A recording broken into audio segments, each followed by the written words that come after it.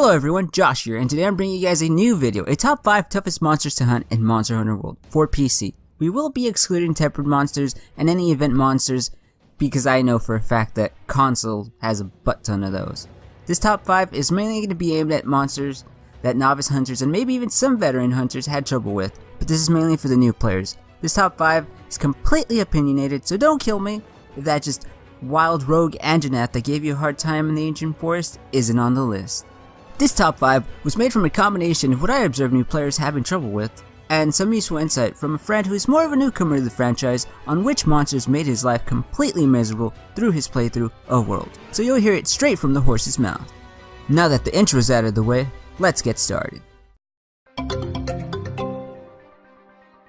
Kicking off our list is none other than the Hound from Hell, the naked dog himself, the Odogaron. The Odogaron is a fierce fan wyvern that dominates the Rotten Vale. Odogaron's vicious nature means he'll attack anything or anyone and make them his lunch. Monster and hunter alike. No one is safe, so you better hide your palicos, hide your handlers, cause Odogaron is out here on the prowl. Armed to the teeth, literally, this guy is packing heat, with those double sets of claws that cause the element of bleeding, which many new hunters have no idea what it is or how to get rid of it. In fact, the first time my friend was hit with it, he thought he was poisoned, and asked if he should take an antidote. I couldn't pass up the chance and told him to do so. Of course, like you expect, nothing happened and he was still bleeding out. That was a fun time.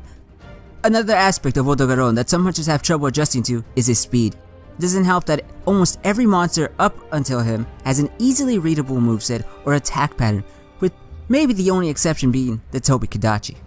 Whether it was on streams or over Discord, you guys don't know how many times I heard, "Oh, this guy has insane mobility," or "He just won't stay still," or "I can't get a read on this guy."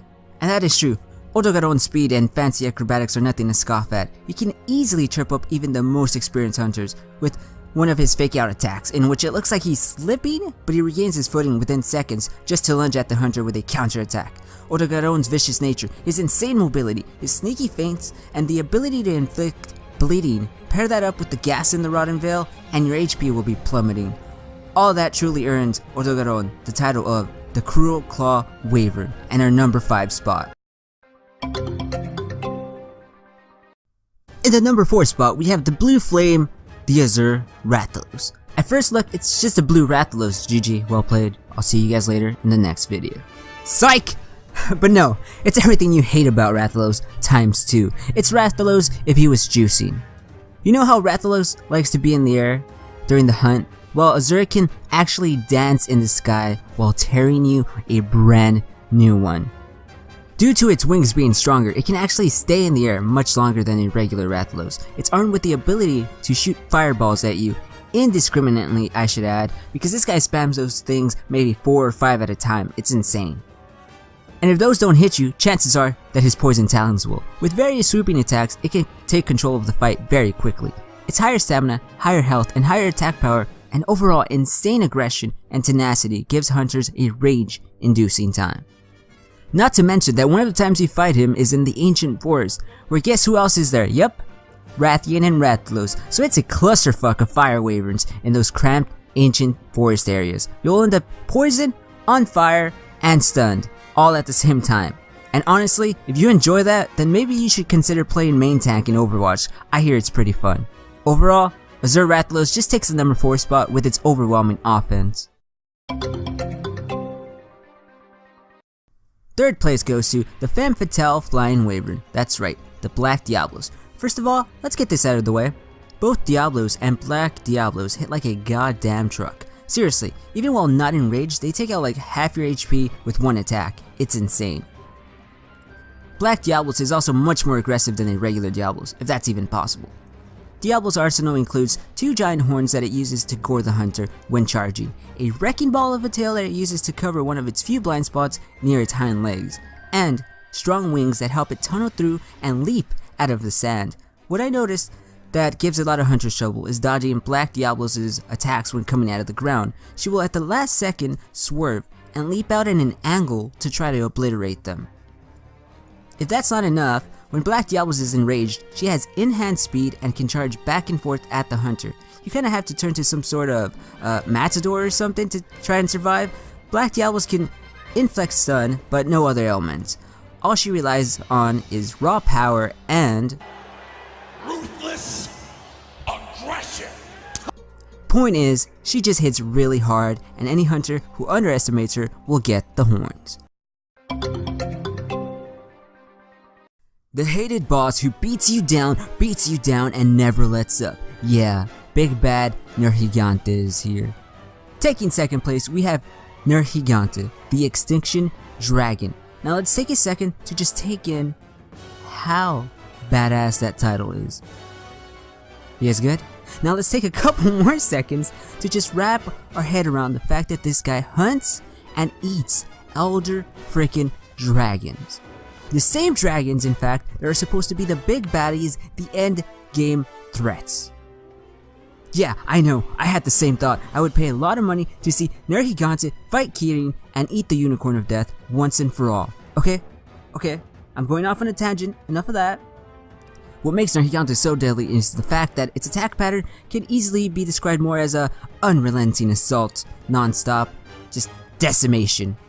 Which includes ground pounds that have the ability to stagger you, headbutts, front swipes, tail slams, side drags, and lunge attacks that cover so much ground, even piercing spikes and the ever dreadful Nerg dive bomb that can very well just outright one-shot you if not evaded. Nergigante's shtick is that it has thousands of spikes covering its body that harden over time, and the longer the hunt goes, the stronger Nergigante gets, until it uses its dive bomb. Then it resets its spikes, but that usually ends in a card or two. After a certain point in the hunt, Nergigante will use more advanced attacks like quick aerial ground pounds, and it will also gain an attack and speed increase. I just noticed that newer hunters have trouble dodging the Nerg dive bomb, and they're just taking too much damage from its all-out pummeling fighting style. They're unable to do enough damage before Nerg can get to his Black Spikes mode, in which most attacks will be deflected. Nerg can still even take some adept hunters by surprise. That's a testament to its power. Overall, it's just a tough fight. Now, in our number 1 spot, we have the Red Emperor, the Flame King Dragon, royalty himself, Tel-Estra. But Josh, you said Nergigante hunts and eats elder dragons. How can Tel-Estra be above Nergigante? Well, that's pretty simple. This top 5 is the toughest monsters you have to hunt in World. Not the top 5 strongest monsters and who would win in a fight / turf war, although that would make for a pretty fun video idea, so let me think about it. But anyway, let's get into what makes hunting Tel-Estra so tough. First of all, let's point out the obvious. The Flame Aura, it's Tel-Estra's ability, in which it's engulfed with flames around its body that get hotter and stronger as time goes on, all while the aura does residual, and I might add, a lot of damage to the hunter. Your HP bar will just go red. It's stupid. It's a pain to deal with as a Blade Master, since you have to be within melee range. Eventually, the Flame Aura gets to such a crazy state, and that is where most novices cart. Tel-Estra will fly up and charge for a split second his Supernova attack, where there's a giant explosion with good range surrounding all of Tel-Estra.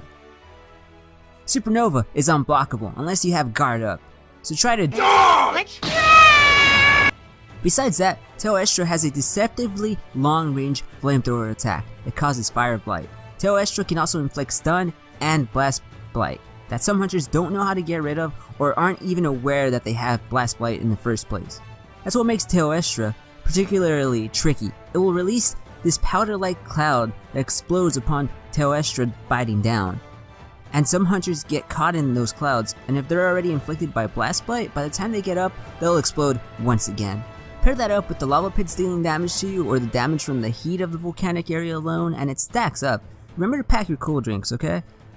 Add good mobility to Tel-Estra's repertoire, and it becomes that much more of a threat since it can be on you at all times during the hunt. Actually, it's a little known fact that once Tel-Estra encounters a intruder in his territory, he goes for the kill, and only the kill. Well, that pretty much wraps up our top 5 toughest monsters to hunt in World. Hope you enjoyed, maybe learned a new thing or two. Don't forget to hit that like and subscribe buttons, and maybe even comment down below your top 5 toughest monsters that you had to hunt, whether it was in World or any other game. Let me know. I've been Josh, and I'll catch you guys later.